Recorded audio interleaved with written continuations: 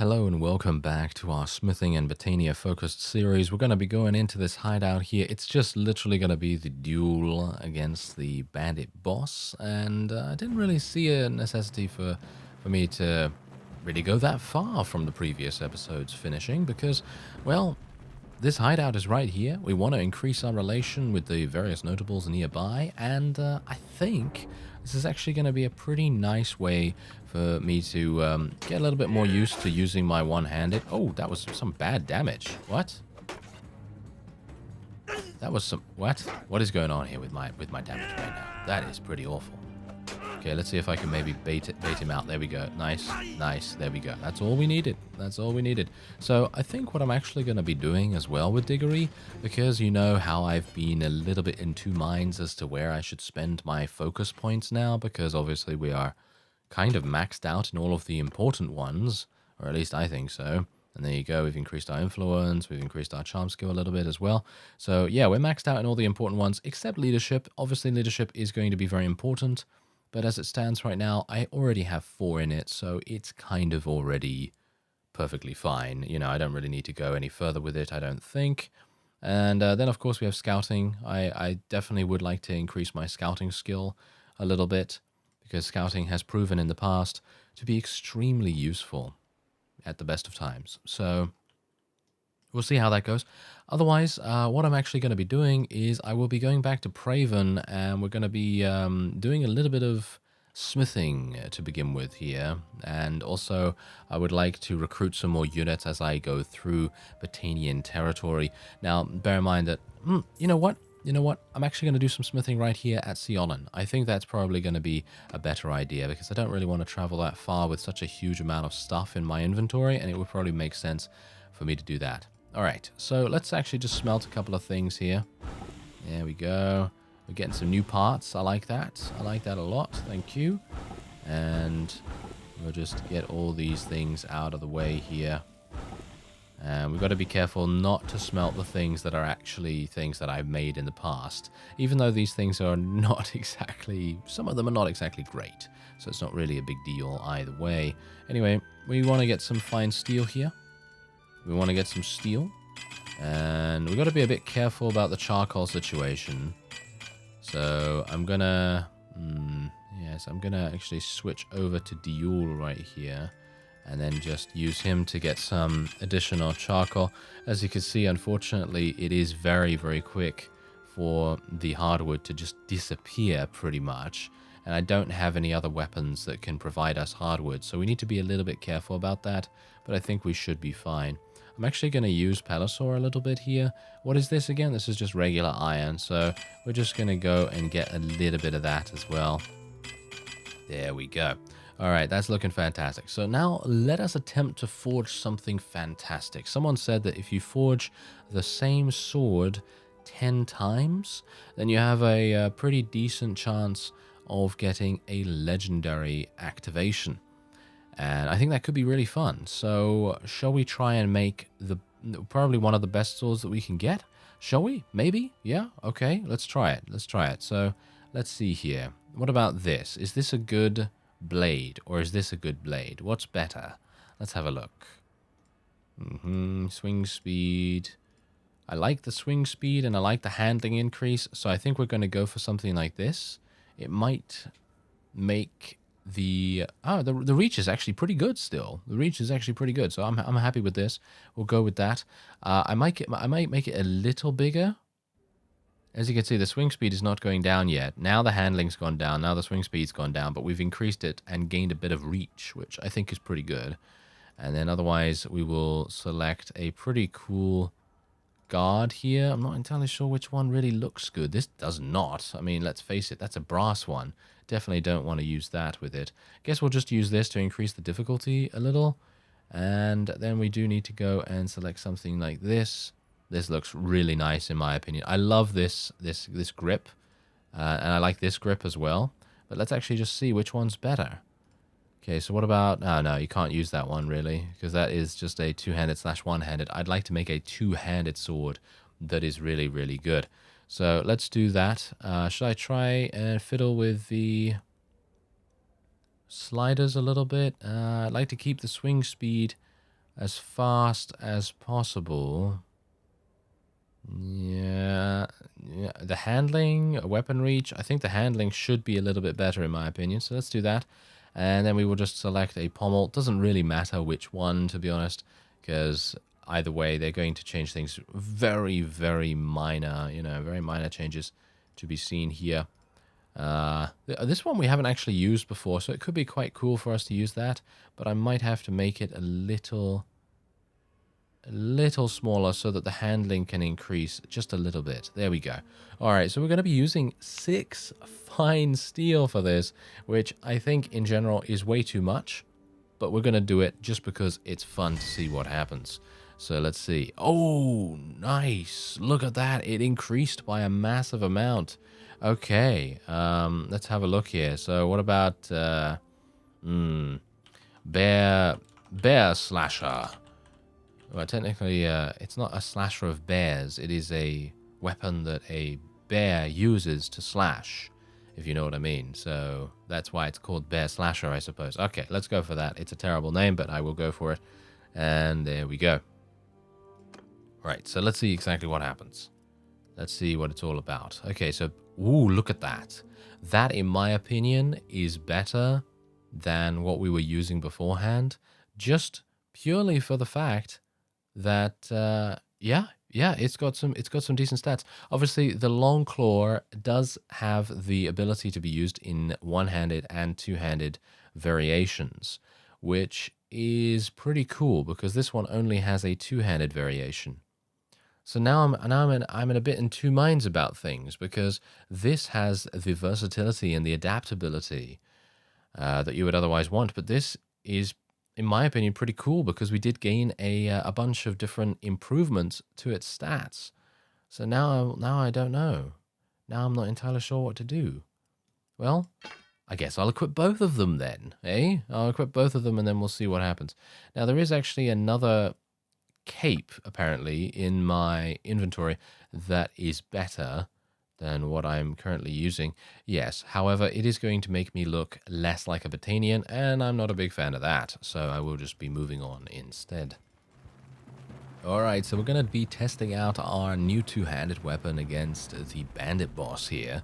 Obviously, the variation in stats is very, very small, so it's not really going to make... Well... it kind of did, I guess. It kind of did make a bit of a difference. I quite like this weapon, actually. It's really fast. Is it the same for this when I use it in a two-handed stance? Quite, right? Don't you think? Don't you think it's fast? Seems the same, actually. It seems the same. So it seems to me like the bear slasher will be replaced, or shall we say, will be sold on to a nearby marketplace. But yeah, that's actually kind of sad. That's actually kind of sad because I thought to myself, "Ooh, look at this! We gained a huge amount of stat bonuses and stuff on that sword." And I thought, "Wow, yeah, that's definitely going to make a difference." But apparently, not so much. Yes, apparently not so much. All right, so another bandit hideout for us. Don't worry, we're going to be getting into some pretty cool battles relatively soon because I just saw that a bunch of Botanian vassals were eliminated. Yeah, I can't believe it, to be honest. Can't believe that they were eliminated so incredibly easily. Yeah, so I'm going to be continuing to use the Can You Dig It sword. And yeah, I've already sold the Bear Slasher for, what was it now? 29,000, I believe. Yeah, 29,000. And that is, in my opinion, pretty decent. Oh yeah, also I am going to be getting a new shield. Don't worry about that. I haven't forgotten about the whole ornate oval shield or something along those lines. I think that's what I need to go and get. Otherwise, oh, nice hit. Nice hit with the thrown weapon. Wow. Yeah, I feel like these thrown weapons are pretty much perfect for my purposes. It's actually kind of weird because the last ones that I used were so heavy that you had to aim so dramatically above where you would normally. But this, look at this. I'm literally able to get headshots pretty much consistently if I am aiming relatively well. So, instead of hitting their legs all the time, I am instead hitting their torso, I'm hitting their their shoulders and so on and so forth, and able to do some pretty nice damage as a result. So that's really cool. Otherwise, I think what I'm also going to do is I'm going to be on the lookout for maybe some lighter body armor.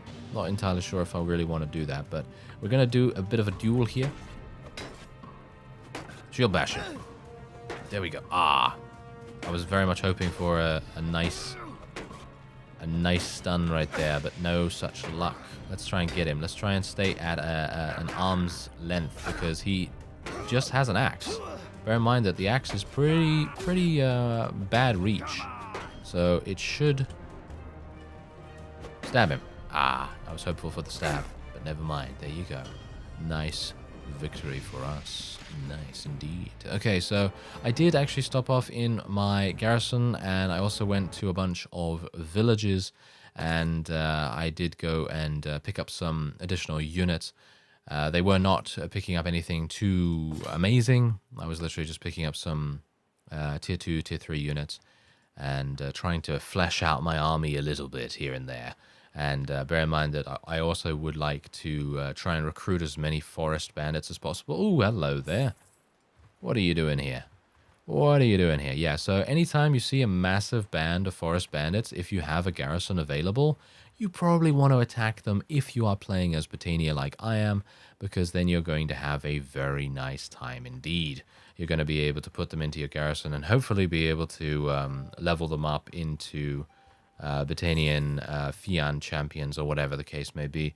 We are literally just going to go and auto-resolve this. I'm not going to go into the fight itself because I generally think that auto-resolving results in maybe more prisoners than you would otherwise get. I'm going to take the peasants. I actually forgot to do that in the previous battle. But yeah, well, I did it this time, so I suppose it's okay. And we do have a pretty significant amount in the garrison already. We have about 250 in there. So that's pretty decent. Otherwise, I'm just going to go and place these guys in there, and then we can move on. Alright, so we got in a battle with a Northern Empire vassal and his friend, indeed. So we're going to see what we can do about this. Now, bear in mind that you may see that I have a number of more people joining us. And that is because I called for a campaign, I called for an army to join me. This was the only guy available, hilariously enough. And he cost me, I think, 18 influence or something like that to join me. And in my opinion, this is going to be really nice because on the one hand, I'm going to be gaining leadership as we run around the enemy's territory. And on the other hand, we're going to be able to gain some additional experience and be able to do bigger, larger battles, maybe resulting in more renown rewards as well. But it really depends. It really depends. So, yeah, I actually have this shield now, as you can see. This is a reinforced oval shield. I was unable to get the ornate oval shield, I think. I was unable to get that. I didn't see it at the very least in the marketplace, so we're gonna have to do something about that sometime. I will hopefully be able to find it somewhere, and otherwise let's do some damage. Let's try to do some damage. How many archers do I actually have? Only 34. That is not particularly good, and especially considering we are grouped with a Sturgian vassal. This is technically a Sturgian defector that has joined Britannia. This is probably not going to work out in our favor too much because, let's face it, Sturgian units are unfortunately not the best, and for some reason they always tend to get themselves taken out first. In every single series that I've done so far, I have never seen the Sturgians survive for longer than they have in this one, basically. So it's kind of a bit weird, to be honest. Kind of a bit weird. Anyway, let's see what I can do here. Okay, this guy's got a massive amount of weapon proficiency, so I'm a bit worried about dueling him.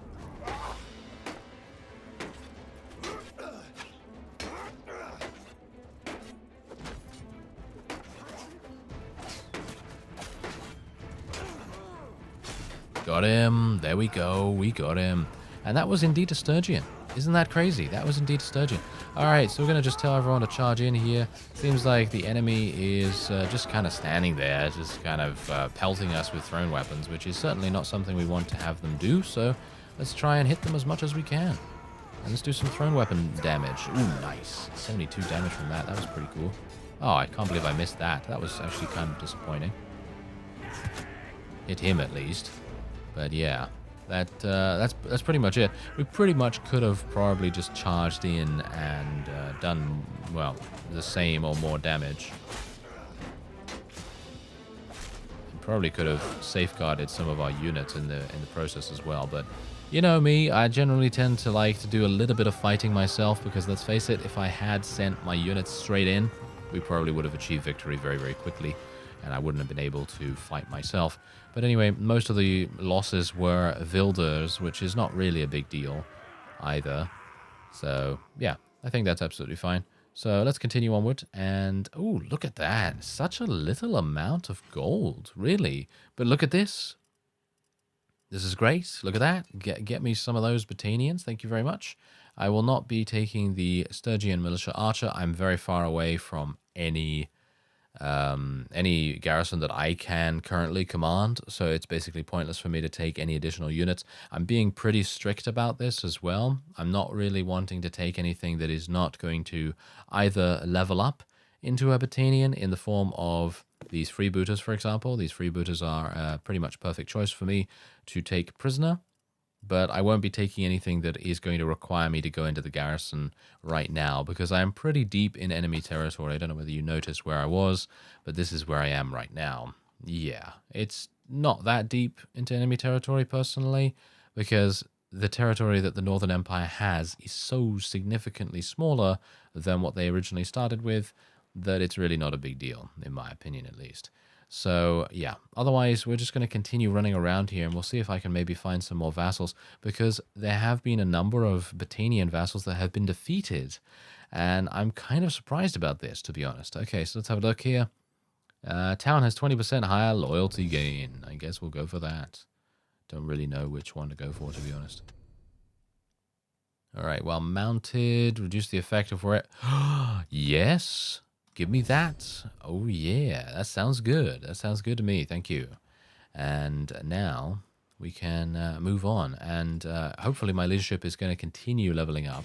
I'm wondering how close I am to level up, actually. I should probably check that out. Let me take a look at that in just a second. There we go. Just level all those guys up. And, oh, we're pretty close. Nice. We're pretty close to the next level. So all I need to do is get a couple more skill points, and then I should be there. Ooh, here we go. Hello there. Okay, she's moving super, super slowly. Ooh, wait a minute. Wait a minute. Hello. Hello, people. I would like to be able to attack you, please. It's going to be pretty much impossible, in my opinion. Yeah, this is... Oh. He made a mistake. He made a mistake. Did you see that? Oh, yes. All right, let's do it. Let's do it. Let's get in there and see what we can do. Don't really want to auto-resolve in these kinds of cases because auto-resolving is going to probably give us more casualties than we would otherwise get. And I want to try and preserve as much longevity in our army as much as we can. So let's see if... should I wait across the river or should I go across the river? I think we'll go across the river because it seems like the enemy is not even moving towards us. Alright, so we've kind of been forced into a little bit of a problematic situation here because the enemy is not wanting to engage us whatsoever. They're basically just standing at the very top of this little ridge here and they're kind of forcing our hand a little bit because, let's face it, you never really want to be going uphill into a battle situation, but thankfully I have been able to sort of level out our elevations here, and it makes things a little bit easier for us. They seem to just be running back and forth. Do you see this? That is some weird stuff right there. But anyway, I'm just going to be using my thrown weapons a little bit. And yeah, as you can see, the increased handling that we have from them being a little bit lighter is significantly helping me be accurate with them. Although these past couple of shots have not been that accurate, which is a bit of a shame, actually. That is a bit of a shame. Okay, last one. A Hail Mary? No, okay, no, that didn't work. Okay, well, we'll tell everyone to charge in. We'll tell the archers to charge in as well. because they want to get into effective range. We've got to be a bit careful about the enemy's archers. As you can see, I'm actually being pinned down a little bit here, which I don't appreciate, thank you. Let's get him. Get him. Nice. Get him off his mount and take him down. That's what you get. You can't deal with Diggory's power. Thank you very much. Let's go two-handed. Boom. Boom. Yes. Ah. Yeah, see, now that's the thing. I was already a little bit injured, unfortunately, so that really did make a pretty big difference to how effective I was in that battle, because I did get shot from across the side there as well. So I started with about 60 or 65% HP, and, well, that's just how it's going to go, unfortunately. But look at this. The renown rewards are crazy. Oh, yes, I'm liking it. I'm liking it a lot. Very good. And now we can actually tell these guys to buzz off, you know? We don't need them. We don't need them to stay with us, thank you. I will be taking those Batanian traders, however. Any kind of Batanian unit, give it to me right now. I do appreciate those, that's for sure. They're going to help us to maintain the theme. Yes, maintain the theming. And we have Siga here as well, who we could potentially win an auto-resolve battle against if we are able to get her into a battle with us. Are we able to, though? Oh, yes, Diggory. There we go. He's actually leveled up. Fantastic. Okay, wait a minute. Wait a minute. Do you want to see something funny? Do you want to see something funny? Look at this. Okay, this is not particularly funny, I suppose, right now. But then, look at this. Oh, yeah. There's two of these guys. They're clones. They're clones, yes, absolutely. Apparently, the Caminoans have been very busy. Yes, they've been very busy, indeed, with cloning Eoran for some reason. Not entirely sure why you would want two of him, but okay. I guess if they so desire, then they can do whatever they want. With the, you know, we have the technology, we can rebuild him, and so on. What's up with all the sci-fi references today? Not entirely sure. But anyway, hopefully I'll be able to catch up to Siga relatively soon. Oh, we increased our relation with the Company of the Golden Boar somehow? How did that happen? And I gained a huge amount of charm skill? Did you see that? I have no idea how that happened, but I did level up actually, so it might make sense for us to actually spec into something. For example, some charm trait. Let's have a look. For every project completed, increase notable relations with the owner by 1, or town governor has a 10% chance to get 1 relation with a random notable per day while continuous projects are active. I'm going to go for promoter because effort for the people only has a percentage chance, and I don't have... well, technically I'm not going to be a town governor, so I think that is just a personal skill, is it not? Yeah, you have to be the governor to do that, or is it just...